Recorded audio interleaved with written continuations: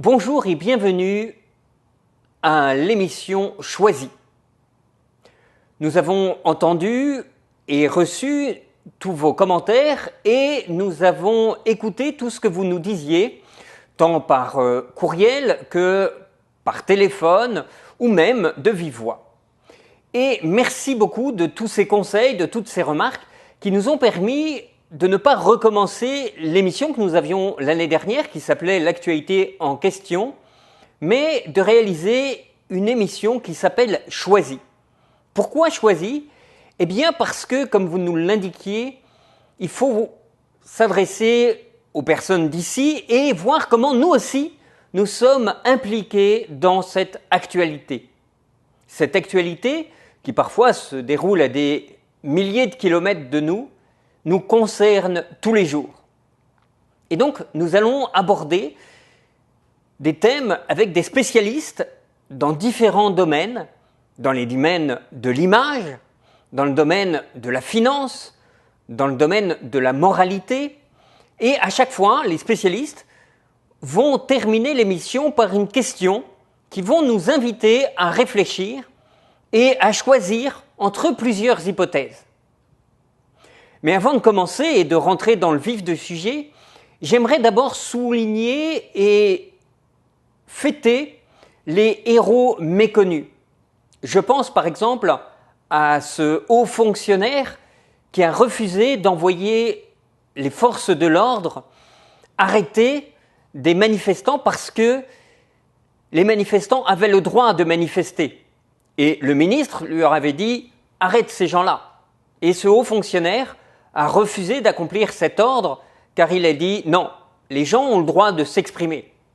Ce haut fonctionnaire fut muté chez lui et il n'a pas eu la possibilité de s'exprimer, mais il a reçu un blâme car il respectait la Constitution et respectait le peuple. Je voudrais aussi souligner ce héros d'une petite municipalité qui a dénoncé des employés municipaux qui avaient transformé le garage municipal en un atelier privé et qui faisaient de l'argent sur le dos des citoyens.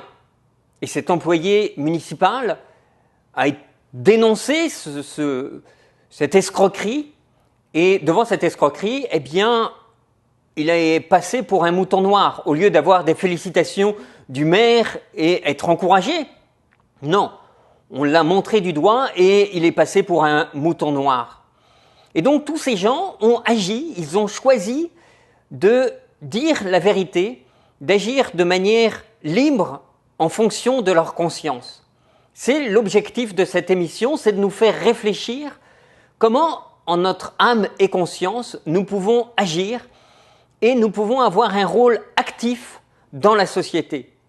Bien souvent, nous pensons que nous sommes trop vieux, trop jeunes, trop occupés et que notre action sur la société est mineure. Eh bien non, comme nous allons le voir avec ces spécialistes, nous avons un rôle à jouer. Et pour commencer, on va réfléchir sur l'image. Nous sommes dans un monde d'images. Est-ce que l'image est pour nous une icône ou une idole ? Nous allons recevoir Luc Demoutier. Luc Demoutier est un philosophe, un penseur de l'image, en même temps sculpteur, peintre. Et sa réflexion tourne justement sur cette image qui est partout autour de nous. Alors tout de suite, on retrouve Luc dans un entretien que nous avons eu un petit peu avant l'émission. À tout de suite.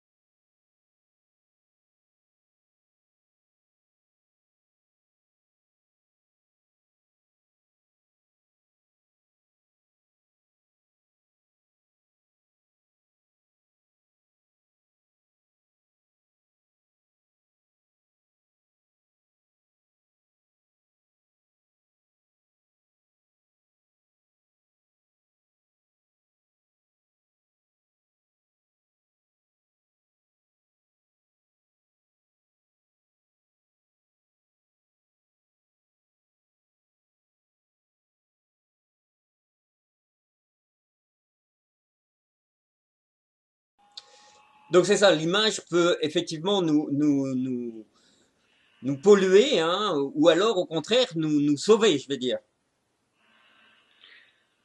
C'est pas l'image en elle-même qui va nous polluer ou va nous sauver. C'est la façon dont on va la recevoir. Mais il y a une tentation terrifiante pour l'homme d'utiliser ces images comme des idoles. Et ça, c'est dans le cœur de l'homme, depuis que l'homme est homme. Qu'est-ce que ça veut dire d'avoir une image comme idole? C'est une image qui vous enferme. L'image en elle-même, elle n'est rien. Dans la Bible, on reprend bien dans le psaume 115, elles ont des yeux et elles ne voient pas, des oreilles et elles n'entendent pas, une bouche et ne parlent pas, des mains et ne palpent pas. Les images sont rien. Mais c'est ce qu'elles produisent sur notre imagination qui va nous proposer un chemin, qui peut être un chemin de salut ou un chemin de perte. La même image pour une personne peut être une icône et pour une autre une idole. Ou même une image à un moment donné peut devenir un chemin de construction et à un autre moment donné peut devenir un lieu de perdition. Si D'accord, on prend, si je comprends bien, c'est que c'est pas tellement l'image en tant que telle, c'est vraiment l'utilisation que chacun fait de l'image. c'est comment elle va nourrir, oui, comment elle va nourrir notre cerveau. Par Pourtant, exemple, pourtant il y a des images oui, pourtant il y a des images qui vont être, par exemple, de violence, à ce moment-là, est-ce que ces images-là ne sont pas destructrices? bien sûr, il y a des images qui vont être destructrices quasiment dès le départ. Reprenons Platon, ce philosophe, parle d'un soldat qui traverse un lieu d'un massacre. Et pour ne pas voir le résultat de ce massacre, il met un linge sur sa tête. Mais au bout d'un moment, il n'en peut plus, il retire ce linge et il dit à ses yeux, regardez ce triste spectacle. L'homme est attiré, et ça c'est terrible, par le morbide. C'est malheureusement dans une nature même de l'homme. Et je pense que c'est pour ça que les Hébreux, lorsqu'ils sont à Babylone, et qu'ils écrivent ce livre extraordinaire qui est la Genèse, vont se méfier de toutes les idoles. Et qu'à partir de ce moment-là, le peuple élu, le peuple hébreu, se construit en rejetant les images. En rejetant les images et les idoles. Quand on voit dans le premier chapitre de la Genèse, qui est un poème exceptionnellement beau, que on ne parle même pas de la lune et du soleil, mais de lampadaires. Ce ne sont que des lampadaires. Alors que dans toutes les populations qui entourent Babylone, et dans la population de Babylone, la lune et le soleil sont des dieux. Et les Hébreux ne les nomment même pas. Ce ne sont que des lampadaires. De manière à ce que la seule source, hein, reste le Dieu unique, finalement. Eh bien, d'une manière que l'on se tourne vers le Dieu unique et qu'on ne se détourne pas vers les idoles. Dans le premier chapitre de la Genèse, Dieu crée l'univers en 10 paroles. La parole ultime, c'est la création de l'homme.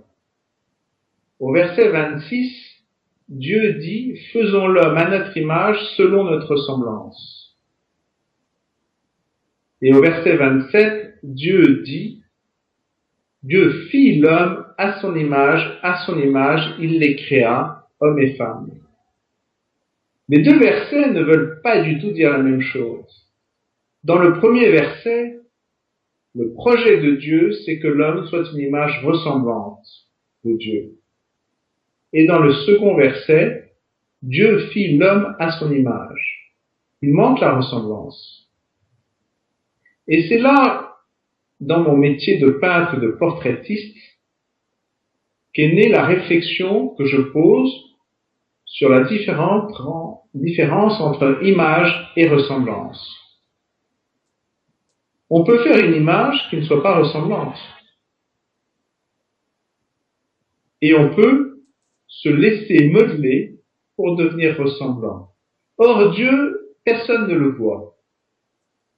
Personne ne l'a vu, et il nous propose de devenir une image ressemblante. D'accord, donc c'est un peu l'image qui elle-même choisit de devenir ressemblance ou pas, enfin, de ce que j'entends, en considérant que nous serions une image vivante. Mais nous sommes une image vivante. Nous sommes bien une image vivante, et c'est effectivement l'homme qui choisit, avec l'aide de Dieu, de devenir ressemblant. Ce problème du nous, du faisons l'homme à notre image et selon notre ressemblance, a fait couler beaucoup d'encre, notamment chez les Hébreux, chez les exégètes hébreux. Qu'est-ce qu'il y a derrière ce nous? Ce n'est pas un nous de majesté qui est ignoré par le peuple hébreu à ce moment-là. Ce n'est pas non plus la Trinité. Alors les Hébreux ont trois significations de ce nous. Dieu parle aux anges et propose une action aux anges. Première signification. Deuxième signification, Dieu parle aux anges, mais les anges disent, oh, c'est très dangereux ce que tu veux faire là, c'est toi qui es le patron, mais on te déconseille fortement. Et la troisième explication, qui est reprise par saint Irénée dans Contre les hérésies, est de dire, eh bien, le nous, le faisons, c'est Dieu et l'homme. C'est-à-dire que la ressemblance de l'homme peut être obtenue avec l'aide de Dieu. Dieu n'impose pas sa ressemblance, mais Dieu propose à une image de devenir ressemblante, et l'homme, avec son aide, peut atteindre cette ressemblance. C'est-à-dire, pour reprendre un peu le thème d'aujourd'hui, hein, image, idole ou icône, c'est ça, si on veut que l'image soit une icône, à ce moment-là, on participe à cette ressemblance. Tout à fait. Et le troisième chapitre de la Genèse, qu'on appelle le chapitre de la chute, quand le serpent propose à l'homme de manger du fruit de l'arbre de la connaissance, et Saint Bernard a une explication que je trouve extraordinaire. Quand la femme et l'homme mangent du fruit de l'arbre de la connaissance, en fait, ils n'attendent pas que le fruit soit mûr, ils le prennent eux-mêmes. Au lieu de recevoir ce fruit, c'est eux qui le saisissent. Et le serpent leur dit bien, si vous mangez du fruit de l'arbre de la connaissance, vous ne mourrez pas et vous serez comme des dieux. Donc, dès les 3 premiers chapitres de la Genèse, cette question de l'image, icône ou idole, est posée. C'est bien que cette question de l'utilisation de l'image est au cœur de notre humanité. D'accord, c'était justement une des questions que j'allais vous poser, c'est que tout ce que vous nous dites depuis le départ, on a l'impression que ça s'adresse à des chrétiens ou des judéo-chrétiens, puisque vous faites référence aux Hébreux. Mais donc, là, vous dites, bah, ça a affaire à toute l'humanité, donc pas seulement les chrétiens. Mais bien sûr, parce que comment ont été écrits ces poèmes de la Genèse? Les Hébreux sont en exil. Ils sont déportés à Babylone. Et ils se retrouvent là dans le croissant fertile qui est visiblement la naissance de l'humanité. Et dans ce croissant fertile, il y a un certain nombre de mythes et de poésies qui sont les constructeurs, les socles de civilisation qui sont mis en place. Les Hébreux prennent ces mythes qui leur permettent de grandir et rejettent les autres. Et donc, bien entendu, cette poésie n'est pas uniquement donné, inspiré par Dieu à un moment donné par un ange.